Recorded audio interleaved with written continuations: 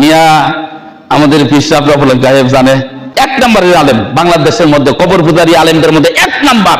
ঠিক ওয়াজ করতেছে।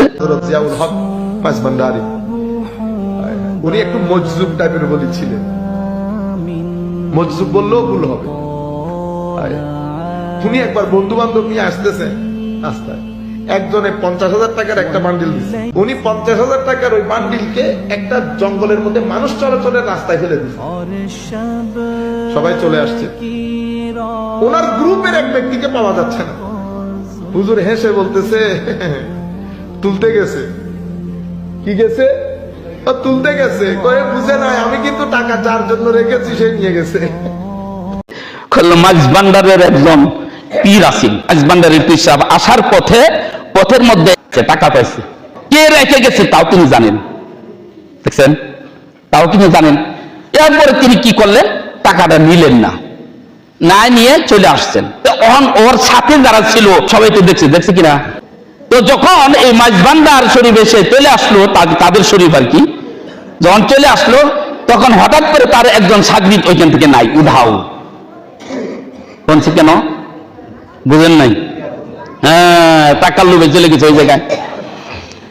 এখন খুঁজে যখন না পায় তখন ইনি বলতেছে, মাঝভান্ডারের পীর সাহেব বলতেছে, হ্যাঁ গেছে, ওই গেছে, কলে তুলতে গেছে। কি তুলতে গেছে বলেন তো? টাকা তুলতে গেছে। আর টাকা যে তুলতে গেছে লাভ তো নাই, আমি তো ওই টাকাটা যার জন্য রেখে আসছি সেই নিয়ে গেছে। নাউযুবিল্লাহি মিন যালিক। এত জঘন্য শিরক।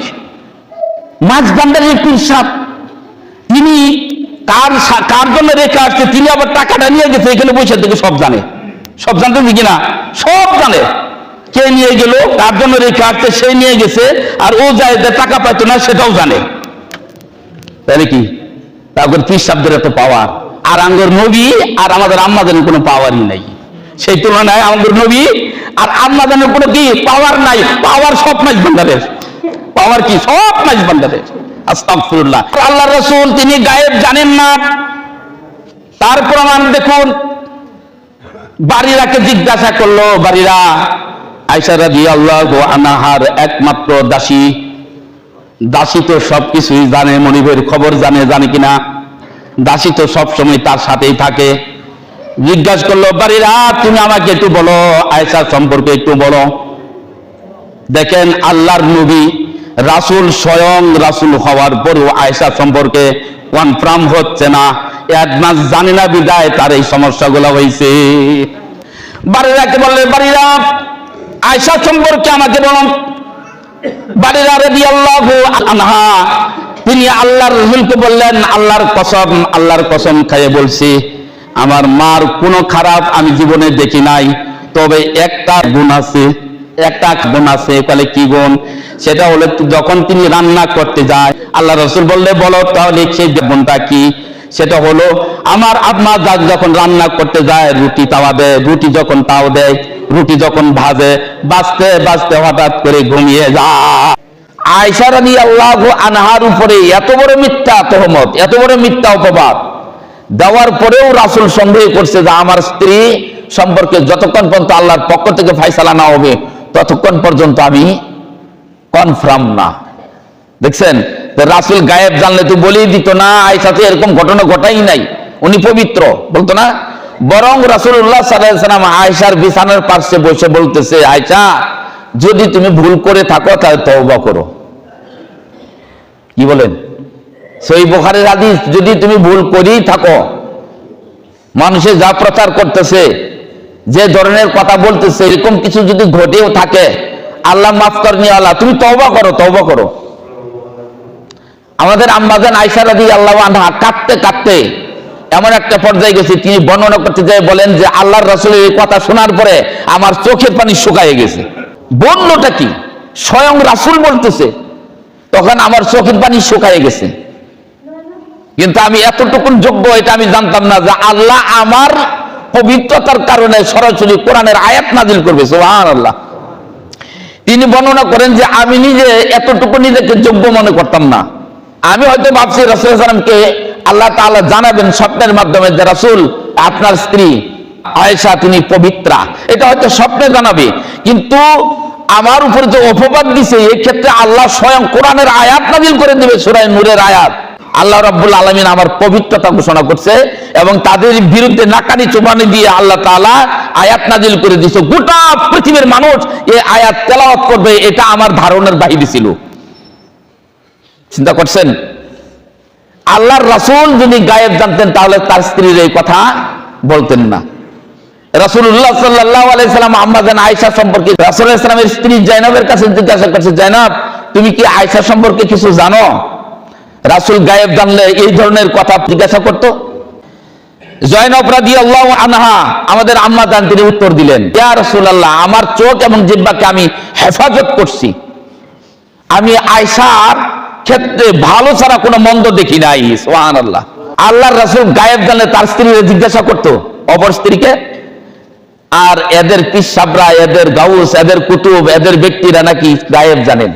দ্বিতীয় খলিফা হযরত ওমর ইবনুল খাত্তাব রাদিয়াল্লাহু আনহু, তার সম্পর্কে একটু টাচ দিচ্ছি। দ্বিতীয় খলিফা হযরত ওমর ইবনুল খাত্তাব রাদিয়াল্লাহু আনহু, তাকে হত্যা করা হয়েছিল। তিনি প্রায়ই বলতেন আল্লাহ আমাকে যে হত্যা করবে, সুবহানাল্লাহ বললেন না। দেখেন আপনারা এখান থেকে বলে ওই ভাইরা বলতে পারে যারা বলে যে নবীরা, সাহাবীরা, ওলিরা গায়েব জানে, এই যে একটা দলিল তাদের পক্ষে আছে। কি দলিল? হযরত ওমর রাদিয়াল্লাহু আনহু প্রায় বলতো আল্লাহ যে আমাকে হত্যা করবে সে যেন কোনো মুসলিম না হয়, কোনো মুসলমান দ্বারা আমাকে মাইরো না। তো তাকে হত্যাই করা হয়েছে। এখন তাদের দলিল হলো যদি উনি গায়েব না জানতো তাহলে কেমনে আল্লাহর কাছে এই কথা বলতো, আল্লাহ যে নাকি আমাকে হত্যা করবে সে যেন মুসলিম না হয়। তার মানে সে যে হত্যা হবে সে তিনি জানতেন, ঠিক না ভাই? ঠিক কথা বোঝেন নাই? আল্লাহ রাব্বুল আলামিন তুমি আমাকে ওই লোক দিয়ে হত্যা করো যে আমাকে হত্যা করবে সে যেন কোনো মুসলিম না হয়। ইয়েস। এখন আমাদের বাইরেরা বলবে এই তো উমর গায়েব জানে, অদৃশ্যের খবর জানে, অগ্রিম জানে, অ্যাডভান্স জানে, না হলে তার মৃত্যু কিভাবে হবে, হত্যা হবে না স্বাভাবিক মারা যাবে, এটা সে জানে কেমনে? ঠিক না? অতএব তিনি যে বলছে এতে বোঝা যায় উমর রাদিয়াল্লাহু আনহু গায়েব জানেন, ঠিক না? কিন্তু এর আগের ঘটনা তো জানেন না। ঘটনা কি?